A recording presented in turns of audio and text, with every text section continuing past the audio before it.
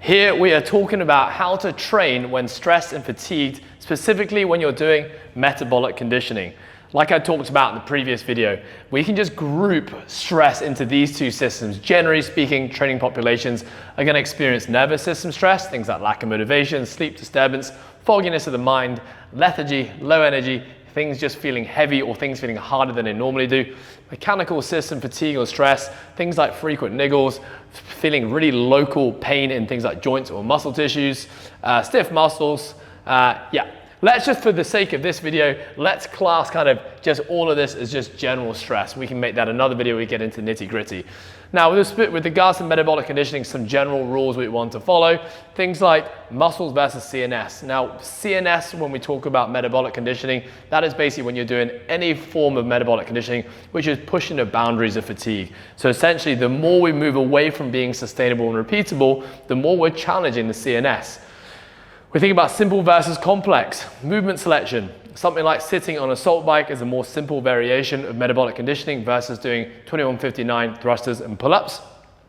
You can adjust your movements around pain and stiffness. If there are certain movements in your metabolic conditioning that just don't feel good on joints or tissues or ranges of motion, shorten ranges or choose something else that allows you to move and execute the movement without pain and discomfort.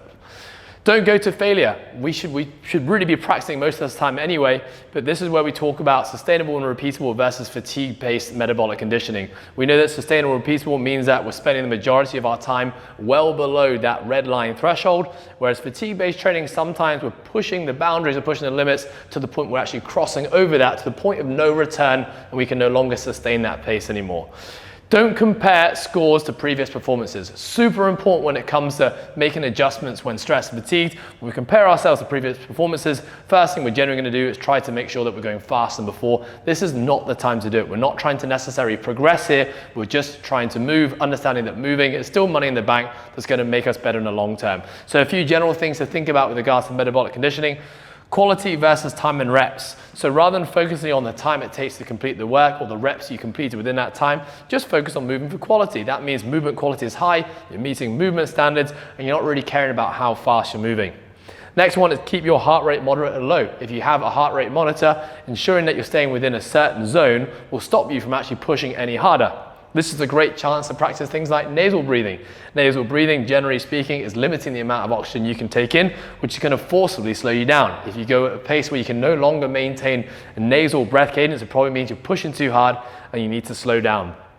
Movement selection, now we can talk about cyclical versus mixed.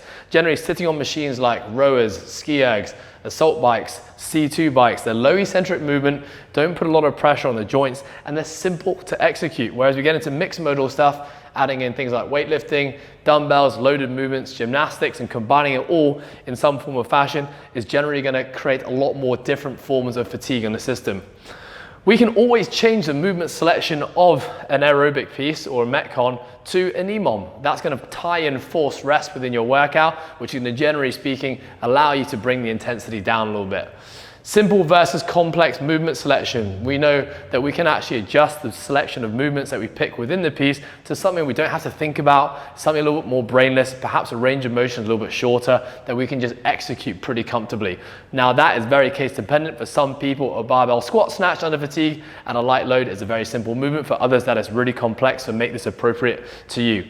Next, what we want to think about with our Metcons, we want to make sure we're picking complementary movement selections versus non-complementary. Complementary means we're selecting movements within the Metcon according to everything else we talked about already, but each of those movements should be challenging a different muscle group or a different pattern of movement. A non-complementary example is where all the movement selection is very similar. So for example, something like a row into a deadlift into a kettlebell swing will all be taxing the hamstrings, glutes, and lower back using the same muscle tissues. Lastly, make sure you're selecting movements, reps, sets, and intensities where there is no bottleneck. A bottleneck means basically we push to the point where we just cannot move anymore. This again links back to making sure it's quality and not fatigue-based work, but make sure you're selecting a workout that's not going to cause you to bottleneck and stop. We want the nature of this piece to be continual and progressive throughout the time. How long do we have to follow this whole protocol for if we are feeling stressed and fatigued? It really depends, and it depends on how long it takes you to get back to feeling good again. That might be one day, that might be 1 week, or that might be 1 month. It doesn't mean that you cannot train and you cannot make progress. Following these protocols is going to allow you to still get money in the bank, still get better at what you're doing, still chase your goals, but without adding more stress and more fatigue to a already fatigued and stressed system.